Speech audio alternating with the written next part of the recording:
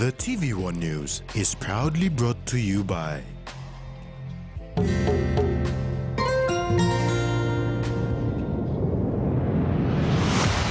BSP, our bank, our people.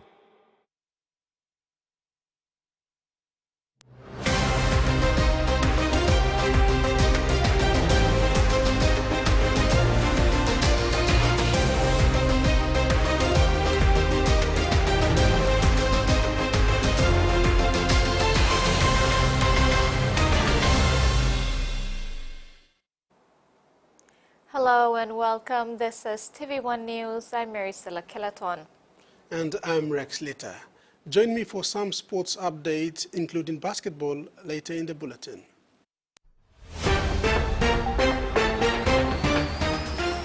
In this edition, graduates encouraged to create self-employment, Saleh takes over as Central Province PPC, and PNG basketball experience growth.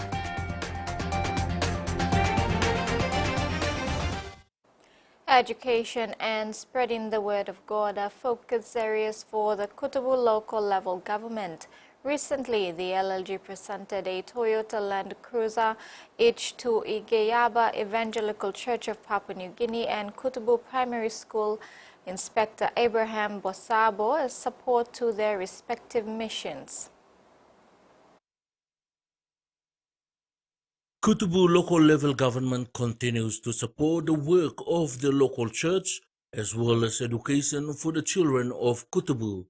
The most recent assistance is the presentation of a Toyota Land Cruiser each to Igeyaba Evangelical Church of Papua New Guinea and Zone 2 School Inspector. Kutubu LLG President John Pipikila and Chairman of Kutubu Special Purpose Authority Moses Mevayo presented the vehicles to their new owners at Inu Village. This line of Papangran Sambin Law, Clan Plomina Mibagara Migo, and Sambin Law Kutubu Mibla hard work staff, fight one them government staff, court one them government staff, lawyer to lawyer, Emblo, Nemblo, you Mibla fight staff. And me no free something to. Chairman Mevayo urged the people of Inu Village to take ownership and embrace the services provided by Kutubu LLG. You got problem the school for TVWAN. You got church problem. You got one study block. We are here to support and implement. Vasami Ward 7 Village Councillor Jack Obea acknowledged the gesture of the Kutubu LLG. Let up blow you. You Salam command up head blow waraya. Pull up him. You pull up him now. Let the blow and come back you now. But come to house blow you now. You yet by you. Locals were encouraged to look after these assets. Just you are money no like him looking. People in no survey looking. Or 7 man no could be no survey looking. Even $7 in the survey looking. Even Papa in the survey looking. That's all unexpected one. Papa body marking. One black half corner on Bush Maggie. And John TV on Maggie man. Papa got Maggie man. Give him a survey on this plan. This man got Maggie man looking where the 100 Martin stop or where a water stop or where a need no success stop or where a valley stop or Papa could push yet. Never come yet. Never go yet. Freddie Mo, TV1 News. The University of Goroka has secured 10 million kina to erect 2 new buildings for temporary dormitories to accommodate over 500 students who have been living out of campus since the 2022 earthquake that damaged their dormitories.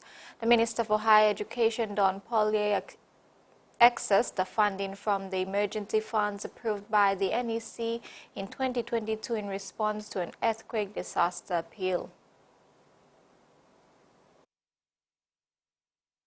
The 10 million kina was accessed from the emergency funds approved by the NEC in 2022 in response to an earthquake disaster appeal by the Minister for Higher Education, Don Pollier.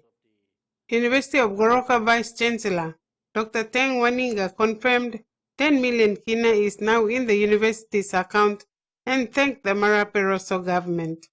Dr. Waninga also acknowledged the consistent efforts of the Minister for Higher Education, Research, Science Technology, Don Pollier, and the Secretary for DHEST, Father Yan Juba, in seeking and securing funds from the government. The Vice-Chancellor thanked the staff and students for their patience despite a peaceful protest march held by the students 2 weeks ago. The earthquake happened in 2022. 2 years in a row they were sleeping outside. Today's date, we are making 5 trips every day. Our students are living among the community members. Work is now progressing to build 2 dormitories, one for male and one for females. About 500 to 600 government-sponsored students who are now living among the communities will be accommodated there. And that is only for temporary arrangements.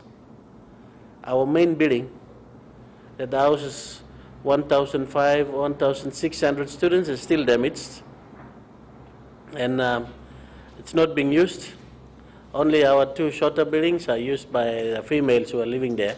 A request has been sent through the minister to make a submission to the NEC to seek funding from China government for this building to be fixed. Frida Kana, TV1 News. Minister Don Polye was part of a visiting delegation from Papua New Guinea to the University of Queensland in Brisbane, Australia. The meet underscored the long-standing educational collaboration between Australia and Papua New Guinea. During a recent visit to the University of Queensland in Brisbane, Australia, engaged Minister for Higher Education, Research, Science and Technology Don Polye and Minister for Education Lucas Dekena had dialogue with UK community. Among the distinguished participants was Ian Kemish, former Australian High Commissioner to PNG, adjunct Professor of History at UQ. It added a significant diplomatic dimension to the gathering. The meet underscored the long-standing educational collaboration between Australia and PNG and reaffirms the commitment to mutual learning and cooperation in higher education and research. Such initiatives not only strengthen bilateral relations, but also contribute to the development of human capital and expertise crucial for the advancement of both nations. During the visitation, the ministers were able to interact with fellow Papua New Guineans studying various disciplines at UQ. As the partnership continues, it is anticipated that such engagements will pave the way for further collaborations and shared progress in the realms of education and beyond. Jasmine Erojak, TV1 News. In an era where thousands of students graduate from secondary schools, colleges and universities every year, Managing Director of Congo Coffee, Jerry Kapka, says self-employment is important. He made these remarks while addressing the 13 graduates at the PNG University of Technology Simbu Satellite Campus for graduation on Friday, April 26.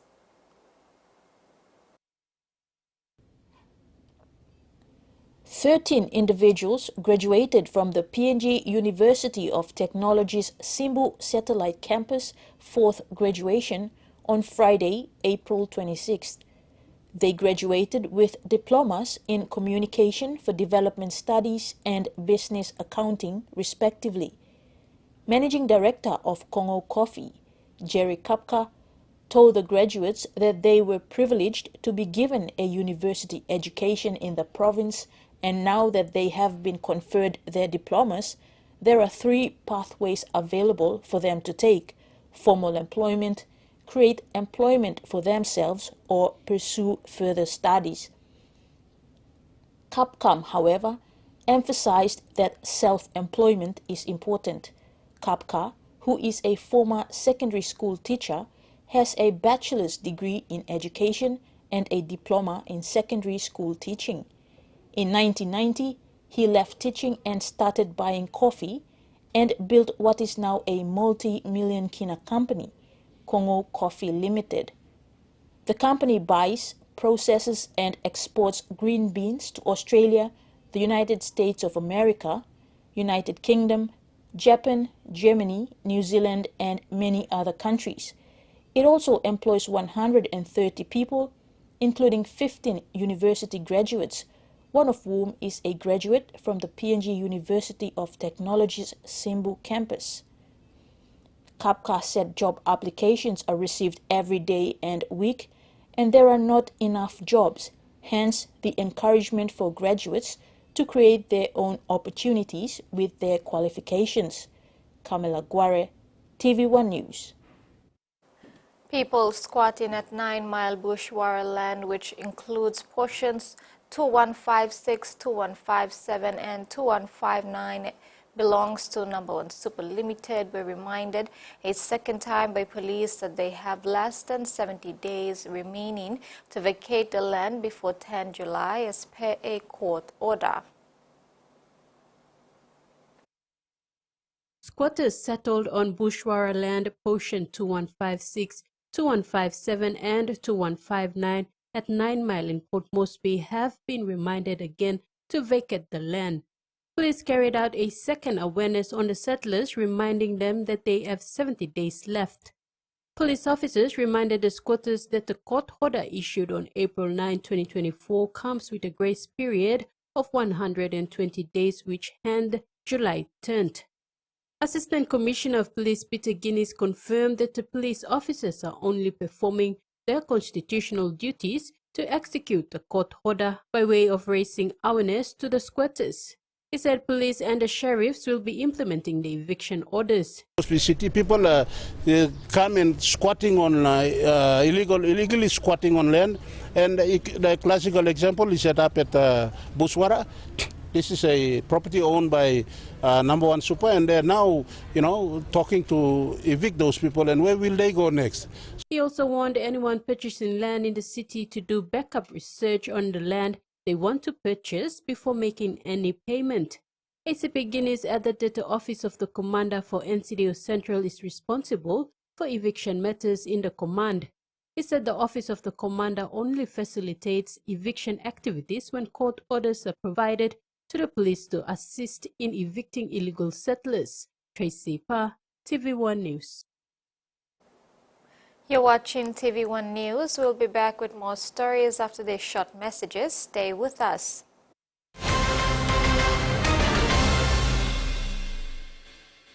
Want more data for less? Get it now with Digicel's revamped Red Club. Enjoy data bundles from as low as 1 kilo per gigabyte. Plus rollover data, the widest coverage, fastest speeds, and best reliability. Only with Red Club. Join Digicel's exclusive Red Club today and get loads more data for less. Yes! Data bundles from as low as 1 kilo per gigabyte. Whoa! Join today for as low as 10 kilo weekly to access discounted data bundles and get more data for less. Dial *675# or visit the My Digicel app today. The Red Club. Only with Digicel. Do you want the best? Digicel TV has it all. Invest with the best and have exclusive access to the latest in NRL, Can you believe it? Super Rugby, and some major sports events. The State of Origin, Euro 2024, Paris Summer Olympics, ICC Cricket World Cup, and more. All live, exclusive, and in high definition. Not to mention international and local news, home entertainment with a whole lot of Filipino drama and more. Subscribe to a 40-channel postpaid TV package for only 105 kina and stay entertained. But wait, there's more! With this package, you can watch Digicel TV on your mobile for free. No data costs and no additional subscription. Call us now on toll-free number 1515 to set up your monthly postpaid TV subscription today. Digicel TV. More channels, more choice, more value.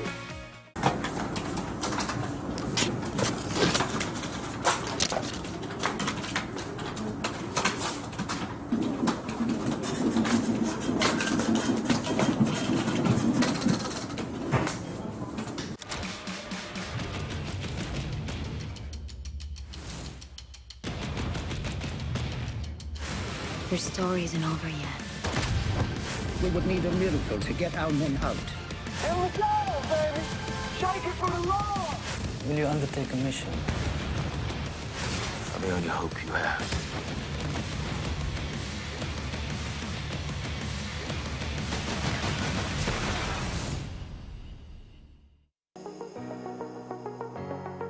Kia ora, good morning, hoki mai, and welcome back to AM. The Ministry of Health wants to cut 134 jobs. Your concerns, what do you make of that? No, we're going through a wide range of... The amount of resources they have. You don't think there's any sabotage? Owners Warner Brothers plans to shut down the entire news. Inside the stadium, we are running out of time. Been a lot of people waiting for the All Blacks to come and play in the West Coast. This May, family comes on 2 legs, 4 legs, and even 4 wheels, with danger at every turn. Find out why tens of thousands of illegal Chinese immigrants walk the line to seek the American dream. It's more than a way to get around. See how buses connect their commuters in Our Lives According to Buses. Fancy a massage? But it's not for you. Discover how pets are pampered in The Business of Parenting. This May on CNA. Welcome back. Senior Chief Inspector Joseph Saleh is now officially recognized as the Central Provincial Police Commander after a handover takeover ceremony was held at the Central Police Headquarters in Port Moresby today. Saleh takes over from former PPC Laimo Asi. Another change of command ceremony was held today at the Central Police Headquarters in Port Moresby. Senior Chief Inspector Joseph Saleh officially took office today as the Central Provincial Police Commander. Saleh takes over from PPC Laimo Asi, who has been moved to Goroka Province as the police station commander for Bans. NCD Metropolitan Superintendent Silva Sika, NCD and Central Acting Commander Assistant Commissioner of Police Peter Guinness, and members of the Central Police Command witnessed the event. A parade was hosted to officiate the handover takeover ceremony. Central Rural Commander Inspector Kingsley Lau officially handed over the command in absence of Asi. PPC Saleh first thanked the Iraqi for trusting him with this new role. Saleh said the landscape and population of Central Province is bigger and will be challenging, but he has strategies to manage law and order in the province. Be successful without the support from the community. This is another area which I will embark on to see that we foster, build a good relationship with the communities. When welcoming Saleh, ACP Guinness said PPC Laimo Asi was unable to do the handover as he is currently undergoing a study in England. Chief Inspector Laimo Asi is in England at the moment, attending to a senior police course in England, sponsored by the British High Commission. ACP Guinness went on to highlight some issues faced by police officers in Central Province, including illegal roadblocks. He said the unethical behavior of police officers in Central Province calls for a tough, disciplined Central Police force. I will be encouraging the new PPC to be physically checking all the stations along Iritano Highway and Magi Highway to make sure that police go about and do their duties the way they've been trained to do, and not to go out and do illegal and unlawful things. Police urged Saleh to make it his responsibility to visit the police stations in Central Province to ensure that police officers are working. Tracy Pa, TV1 News.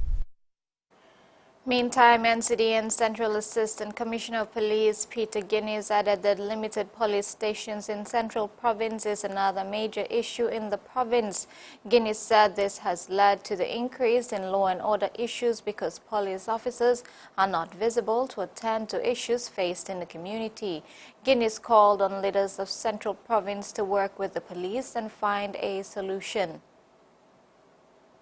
Police station and Kwikila police station. That stretch of the road, Inogarwanbla police force to stop.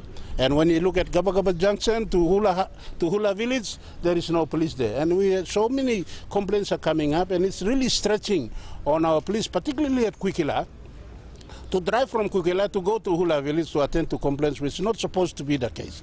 So my call to all the local MPs for the central province is to come together, sit with police, the hierarchies, and let's find a way forward to address law and order issues in Central Province. It's a big issue, but we seem to The Northern Province Health Authority in Oro has received a significant boost with the addition of a new ambulance, easing the pressures faced by the Accident and Emergency Department. Funded by the Oro provincial government at a cost of 300,000 kina, the new ambulance was formally handed over by Sheldon Deilala, PEC chairman of the provincial health sector, to Northern Province Health Authority, Deputy Secretary Ken Wai and CEO Titus Stanley. The investment is part of the OPG's ongoing commitment to prioritize health services, as highlighted by Mr. Deilala during the handover ceremony. Governor Juffa and the Oro provincial government will continue to prioritize health services. Governor Juffa stated that this year's budget allocates significant funds to support the health sector, ensuring operations that adequately serve the people. Additional health initiatives include the purchase of a portable X-ray machine and the refurbishment of the adult outpatient unit in Poponeta Hospital. Security improvements for hospital staff, including escorts for patient drop-offs and pickups, and a new 1.2 million kina fence have also been implemented to enhance safety and service delivery. Deputy Secretary Mr. Wai assured that the new resources would be utilized effectively to improve health services throughout the province. Carol Kiru Jr., TV1 News. The Independent Consumer and Competition Commission has inspected 20 shops in Kimbe, West New Britain Province as of today.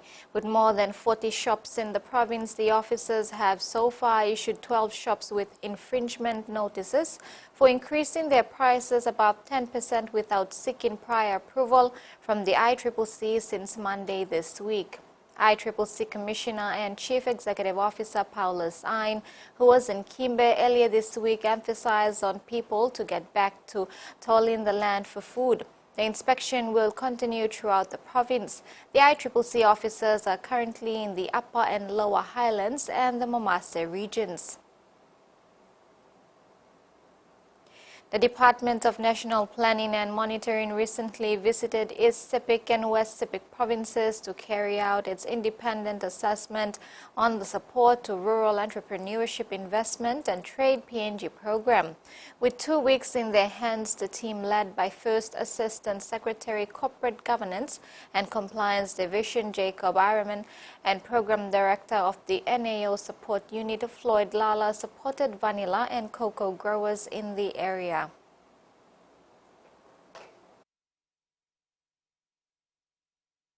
In 2019, a straight program financing agreement was signed between PNG and EU and rollout in 2020. The Department of National Planning and Monitoring is the co-chair of the project steering committee. Straight aligned with the Immediate-Term Development Plan 3 and is focused on supporting value chains for cocoa, vanilla and fisheries in coastal and riverine aquaculture communities. According to DNPM, the objective is about increasing sustainable and inclusive economic development of rural areas through value chain development and enabling environment. The meeting held 2 weeks ago was to inform the provincial administration of the assessment that will be conducted in the Sepik region. The provincial administration acknowledged the positive impacts the region has experienced because of the program, like the increasing cocoa production and its economic strengths.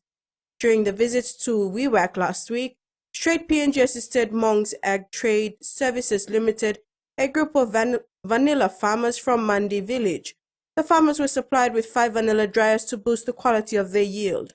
The team also visited the EU Straits Cocoa Nursery and the Brandy Secondary School ICT facility, where the e-commerce, digital and marketing training for vanilla growers was conducted by the International Telecommunication Union under Straight PNG.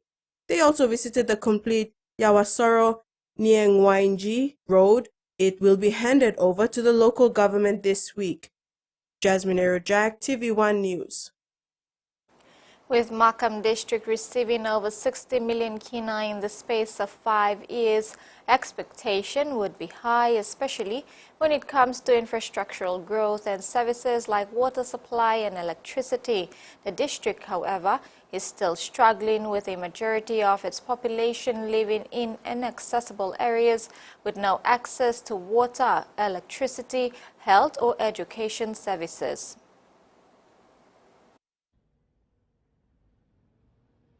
Those who have been to Markham know the hardships that are faced there despite being connected by the Highlands Highway, with the industrial hub of Ley City on one side and the Highlands and Medang centers on the other. With Prime Minister James Marape and Deputy Prime Minister John Rosso revealing that over 60 million kina in District Services Improvement Program funds have been dispersed to the Markham District Treasury between 2017 and 2022, taxpayers are beginning to question where the funding has gone to. Currently, the most obvious change is the new administration office and the new landscape at Mudzing Station. However, that infrastructure was constructed with nearly 5 million kina from the Department of National Planning. Markham District Administrator Bohage Bebinaso said landscaping was undertaken by Aaron Sons Constructions for 2.7 million kina, and the entire project was funded by the Department of National Planning and Markham District Development Authority. Lay Media asked Bebinaso to confirm whether the district has received the amount indicated by the Prime Minister and his deputy, and where the monies were invested. Making reference that kind of money, I think I must have taken it right or wrong, but they were counting on the kind of money that was given under the District Services Improvement Program. The amount of money that was given first, second, third under the leadership of the Prime Minister. So I don't think 60 million covers Markham. I mean, it's not only Markham, it's covering the other district as well. I think that's what he was making reference to. All our road accessibility has been maintained because we have a district works unit and we have a machine capacity. All the equipments starting from dump truck, roller, grader, excavator, we do have this. And they are all positioned at respective LRGs. We have 3 LRGs. Apart from road maintenance, Bebinaso also generally said they have invested in education and health as well. The support for schools is very good in the district. Yeah. Kamela Guare, TVWAN News, Ley. And now the finance news. The kina closed unchanged at $0.2627 in the interbank market. At Bank South Pacific, Gao kina was buying $0.2552 $0.3882 Australian dollars, $0.2306 euro, and 39.36 Japanese yen. Looking at commodity prices at New York close, gold and crude oil closed a day higher. Coffee, cocoa, copra, and copper closed the day lower, while palm oil closed the day unchanged. And on the stock market, the Dow Jones closed higher, the ASX closed higher, and all ordinaries closed higher as well. TV1 News continues after the break with news making headlines overseas. Stay with us.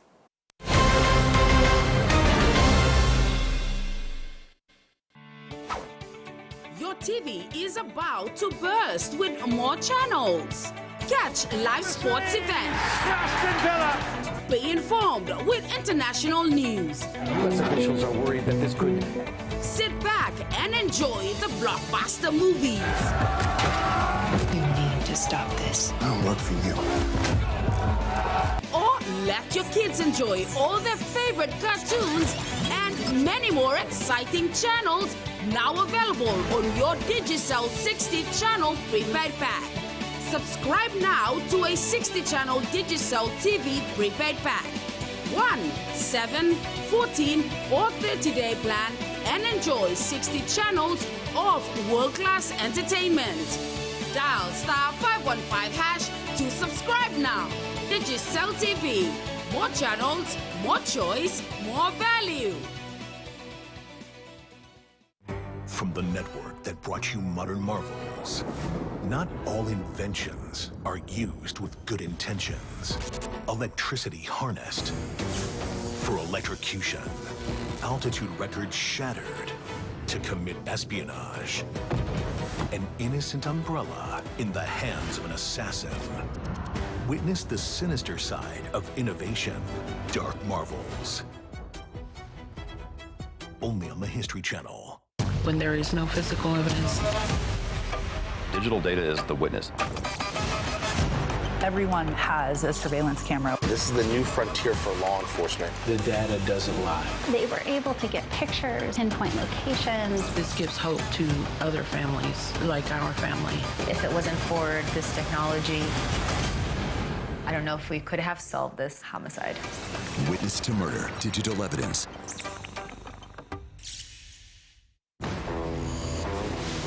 I got a Ford Galaxy running again after 32 years. Hello? Smells like a wristwatch full of earwax. We got a big box, 455. We make loud noises with an Oldsmobile. So we found this 1987 dually. Let's bring her into the here and now. I want to build a Jeep. Anything burning in there? It's alive! Get it! Roadworthy Rescues, Mondays 8:30 on Turbo.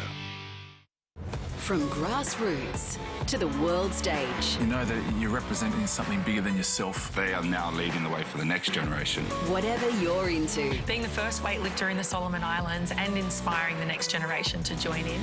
There's only one place to get your sporting fix. Yeah, how are you feeling so far? What a blessing it has been for these nations. You've got a whole village or culture behind you. That's impressive. That Pacific Sports Show.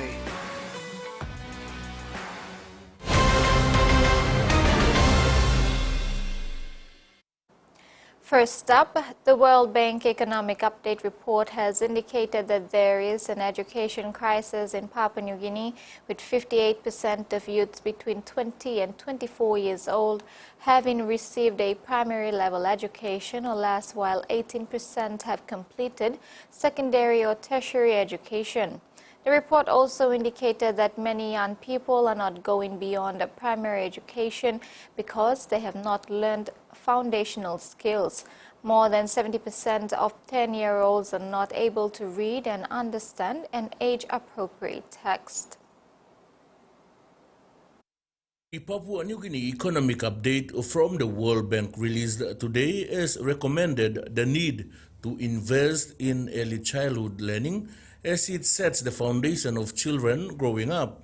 World Bank lead economist for education in the Pacific, Lars Sondergaard, says urgent change is needed to make sure PNG's education system gives young people the best chance at building a strong future and contributing to the country. He says to improve learning and foundational skills, an urgent focus on early education and investments in primary and maternal health care and nutrition to address childhood stunting are needed. He also pointed out that increasing the quantity and quality of the teaching workforce, investing in better teaching and learning materials, and upgrading education legislation, policy and practices will be essential in enhancing outcomes in the education sector. Mr. Sondergaard further says challenges facing Papua New Guinea education are stuck with an estimated 72% of 10-year-olds not being able to read and understand age-appropriate texts. He said these early impacts have serious longer-term effects, with only 18% of 20 to 24 years old having completed secondary or some tertiary education, which is a serious foregone opportunity. Secretary for Education Dr. Uke Kombra, who was also at the presentation, said the government is doing all it can to deliver quality education for all the children in the country. A greater focus on PNG's human capital, their knowledge, skills, and health that people accumulate through their life is urgently needed for more sustainable and lasting growth. Freddie Mo, TVWAN News.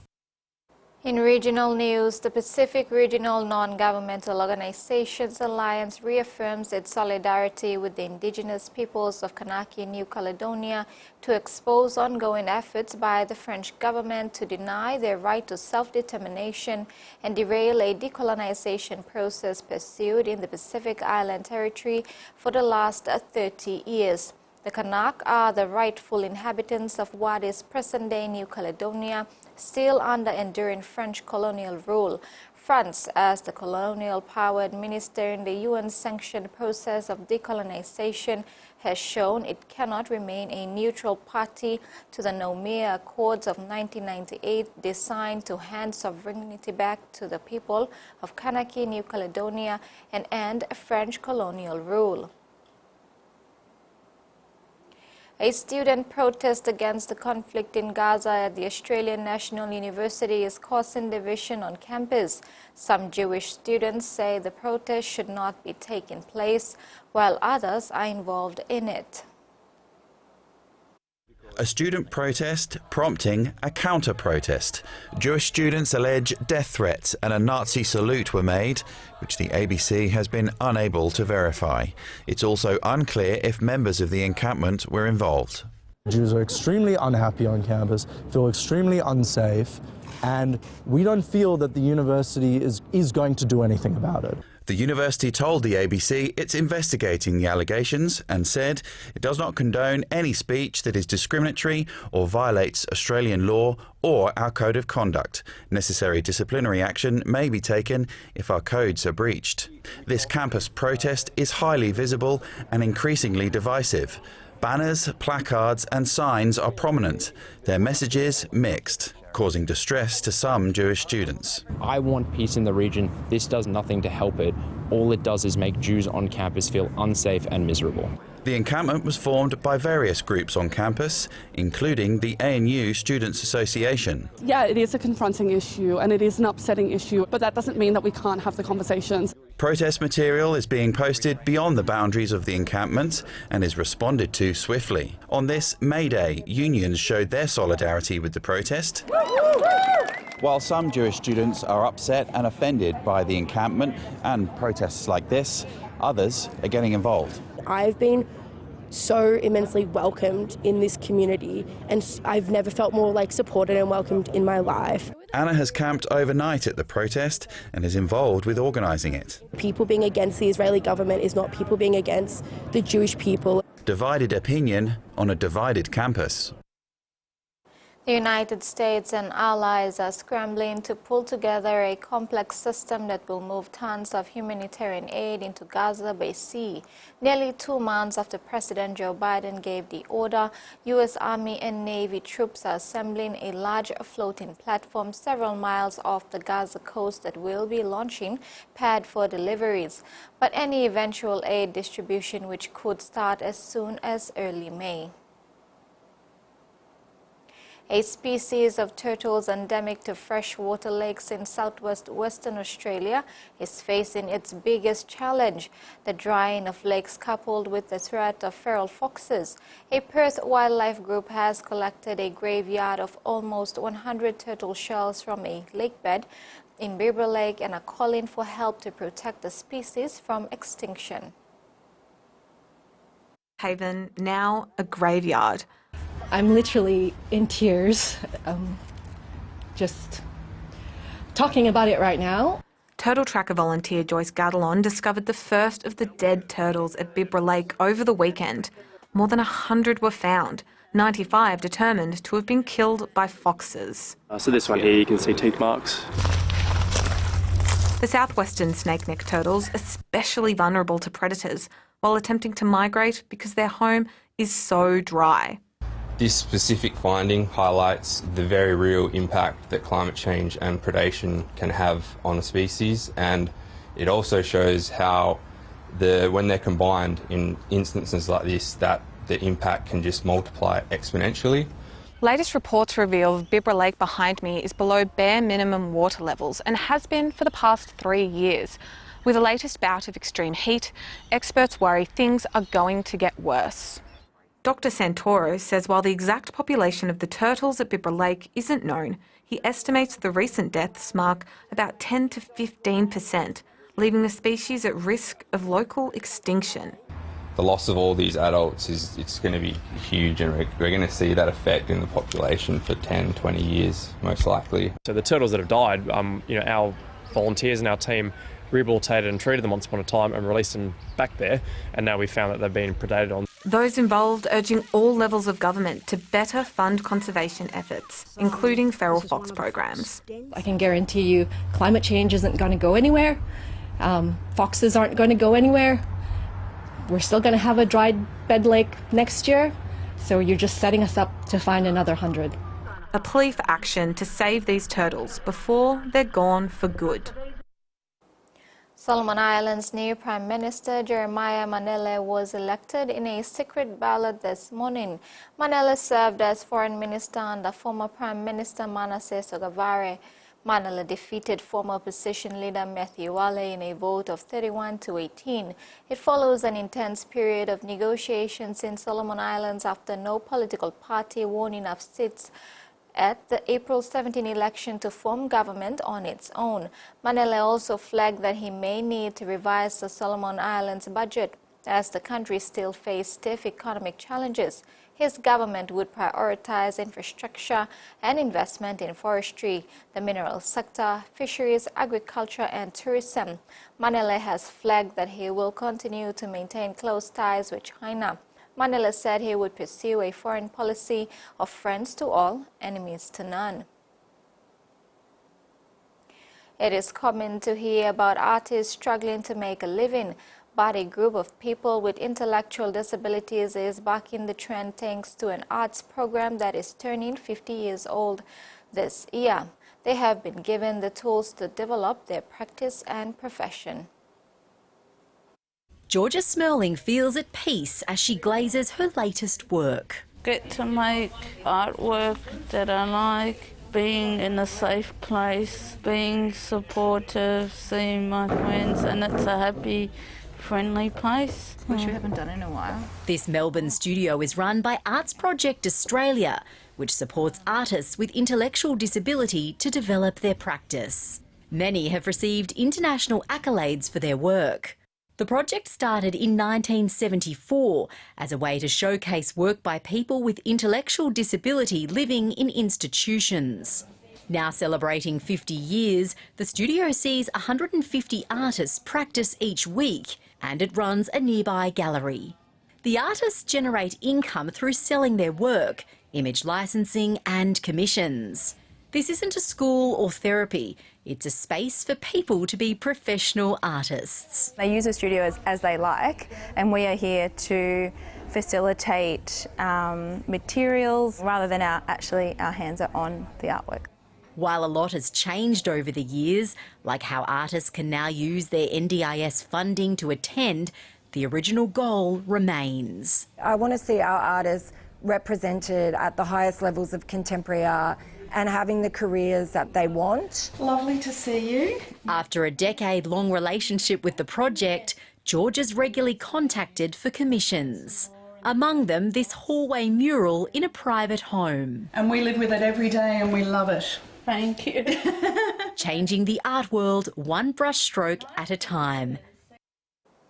That ends the news segment. Over to you, Rex. Thanks, Maricela. After the break, Mavoko on Hunters and basketball on the rise.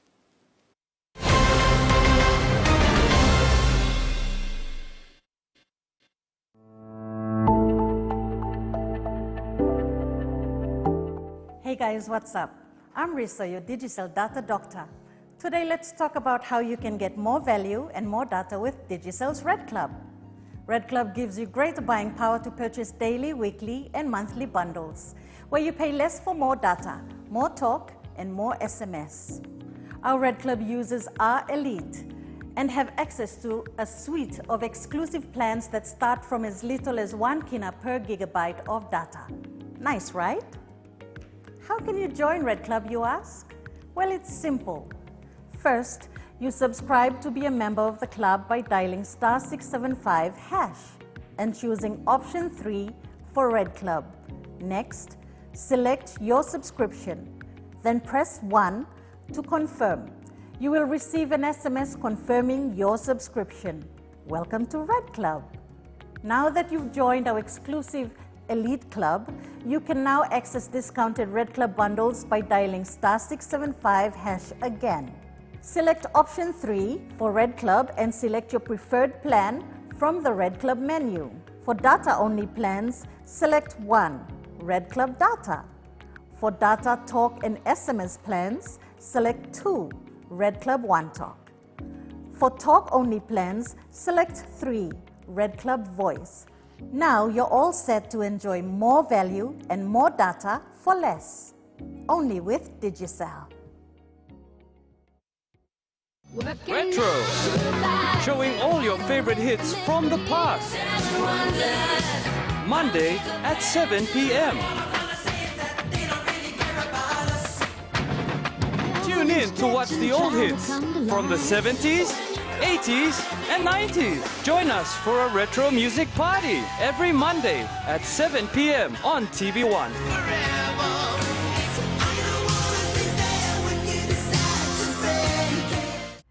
What's wrong? Was I here last night? Yes. You sure? Hugo thinks he's a pro settling scores. Trafficking, Vincent Sierra. I can't keep doing your job for you. Who is this? You're too slow to make the pay. What they did to children, they're not doing anything about it. He's taking out the traffickers that we couldn't. Memory premieres Saturday 9 p.m. on Warner TV.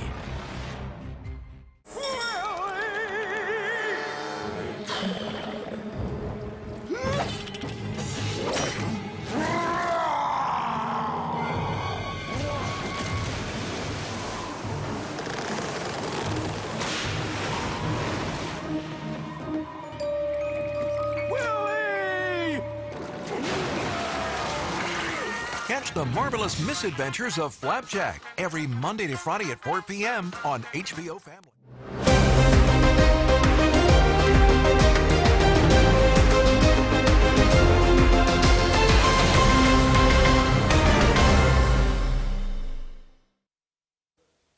Four para badminton athletes have been invited to attend the Australian National Badminton Championships for para athletes in Victoria, Australia this month. Athletes Regina Edward, Laho Mayauka and David Kaniku, accompanied by fellow athlete Donna Longwood, as team manager left for Melbourne today.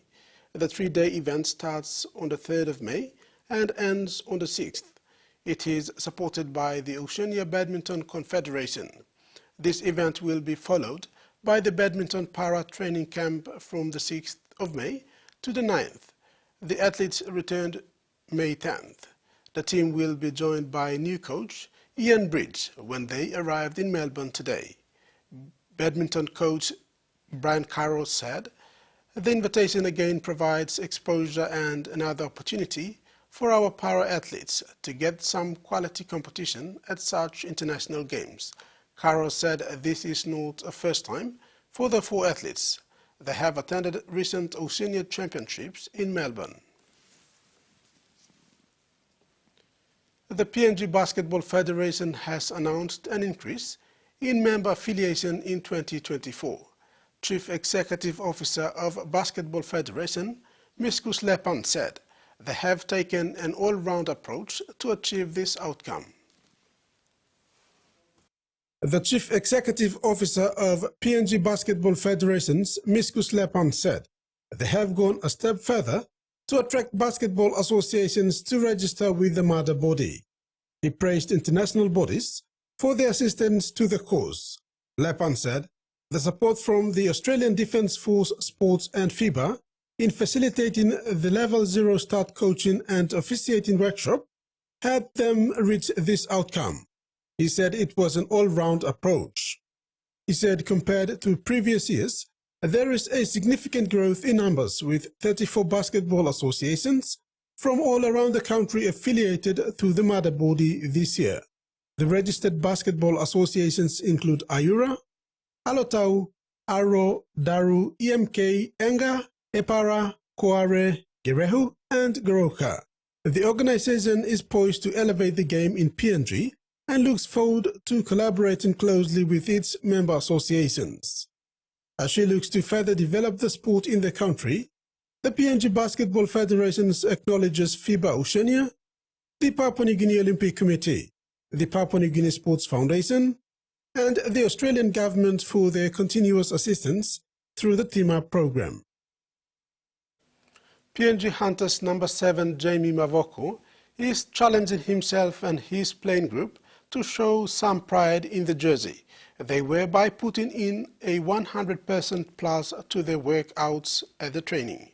He said this must translate to the playing field this weekend when they face Townsville Blackhawks in round 8 of the Host Plus Cup in Townsville this Sunday. Following the SPPNG Hunters below-par performances of late, Hunters number 7 Jamie Mavoko is giving no excuses, saying the onus is on individual player commitment and discipline and how they approach and prepare for games as a group. Mavoko highlighted defense and communication and doing the little things right on the field and off the field as well. Mavoko said the boys have trained well this week, working on last week's mistakes, especially their defense, and look to give their best against Townsville Blackhawks this weekend. Mavoko said it goes back to individual preparation and sticking to the process. We just need to work on our defense together. Like I said, individually, we have to prepare ourselves outside. Then we come to the training field and we have to work together like a team and fix our mistakes. We lack on there. While some of the senior boys are living out of camp at the moment, it's a challenge on individual players to stay accountable and maintain discipline and focus. We are doing our best. We are working on our mistakes from the previous games where, like I said, especially the defense, so we just need to work on our defense. Yep. Though it's been a slow start to his third season playing at the QRL level, the East Nimberton Manus playmaker made his return in round 5 2 weeks ago against the Redcliffe Dolphins. He had been sitting out the opening 4 rounds of the 2024 Host Plus Cup season due to an injury he picked up at the preseason trials early this year. Jamie is ready to step up again this weekend when the Hunters take on the Townsville Blackhawks in round 8 in Townsville. For me, like I said, I think it's an individual preparation thing. Like we need to just prepare and focus on our roles. Every player needs to know their roles and just be prepared and go inside the field and just do their roles. I'm confident with all the boys. We just need to work on our mistakes, work together as a team, and prepare, trust each other, and train out and just go there and just have faith in us, all of us. Terry Longwood, TV1 Sports. With negativity surrounding the affairs of football in the country, there is at least some positive stories for the sport and the football community at large in the country. The country's premier football club, Hekari United, has brought in 2 Brazilian international footballers to be part of the team ahead of the men's OFC campaign in Tahiti in 2 weeks' time. PNG Football Power Club Hekari United has secured 2 Brazilian players to be part of the team as she prepares for the OFC Men's Champions League in Tahiti, May 11th to 24th. Eric Joe and Lucas Santos arrived in the country this morning and immediately dived into training with the team this morning at the Taurama Aquatic Center. Central defender Joe, who previously had a stint with the Hekari United, returns for another crack at the club. He is accompanied by attacking midfielder Santos. The football club is poised to replicate the 2010 result, where they won the championship. With a mixture of players and the talent in the team, the Red Army is poised for another strong outing when the tournament kicks off. Club General Manager Voni Capinato said the 2 new players are in the camp with the club. That's all we have in sports. Maricela. Thanks, Rex. We'll now have the weather forecast.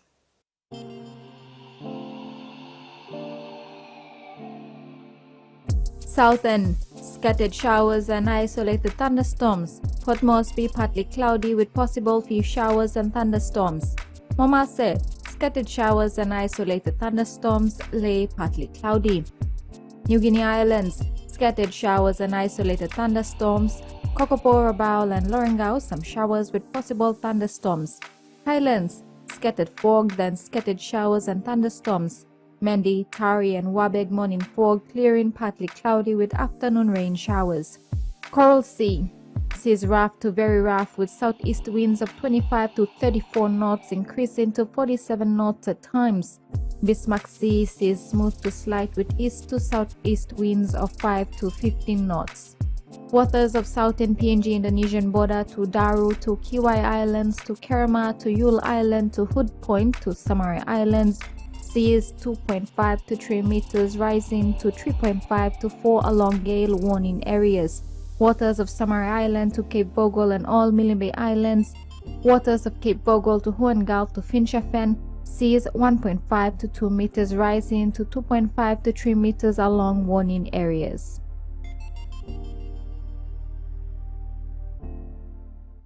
And that's been another edition of TV1 News. Thanks for joining us. Bye for now.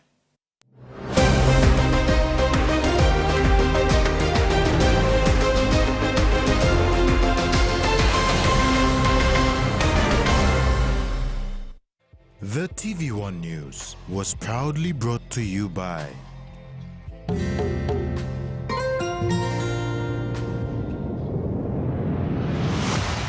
BSP, our bank, our people.